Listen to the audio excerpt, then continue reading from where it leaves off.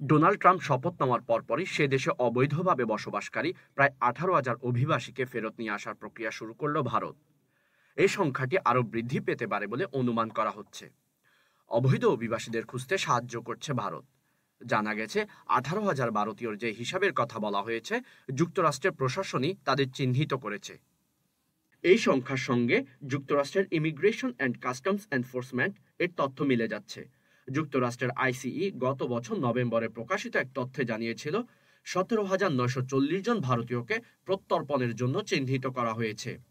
Piu research সেন্টারের মতে মার্কিন যুক্তরাষ্ট্রে আনুমানিক 7,25,000 অবৈধ ভারতীয় অভিবাসী রয়েছে, যা মেক্সিকো ও এল সালভাদরের পর তাদের তৃতীয় বৃহত্তম সংখ্যা। অবৈধ অভিবাসীদের ফিরিয়ে আনার প্রক্রিয়া শুরু করে দিল্লির তরফ থেকে ট্রাম্প প্রশাসনকে একটা বার্তা দেওয়া হচ্ছে, যাতে ওয়াশিংটন কোনো ধরনের বাণিজ্যিক বিধিনিষেধ আরোপ না করে। দেশে ফিরিয়ে আনার আগে অবৈধ অভিবাসীদের পরিচয় নিশ্চিত করবে ভারত। ভারতীয় অভিবাসীদের শনাক্ত ও নির্বাসনের পদক্ষেপকে ট্রাম্পকে শান্ত করার প্রচেষ্টা হিসেবে বর্ণনা করা হচ্ছে। ট্রাম্পের সঙ্গে ভারতীয় প্রধানমন্ত্রী নরেন্দ্র মোদীর ঘনিষ্ঠ ব্যক্তিগত সম্পর্ক রয়েছে এবং তারা নিয়মিত একে অপরকে ভালো বন্ধু বলে সম্বোধন করেন।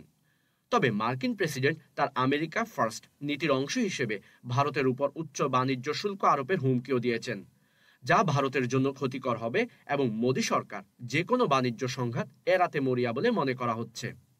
দুই দেশের মধ্যে এ সংক্রান্ত আলোচনা যেহেতু গোপনে চলছে, তাই সূত্রগুলো নিজেদের নাম প্রকাশ করতে দিতে চাননি। কিন্তু এটা জানা যাচ্ছে যে সংখ্যাটা 18,000 থেকে অনেক বেশিও হতে পারে, কারণ ঠিক কতজন ভারতীয় অভিবাসী বৈধ নথি ছাড়া আমেরিকায় বাস করছেন তার সংখ্যাটা এখনো স্পষ্ট নয়।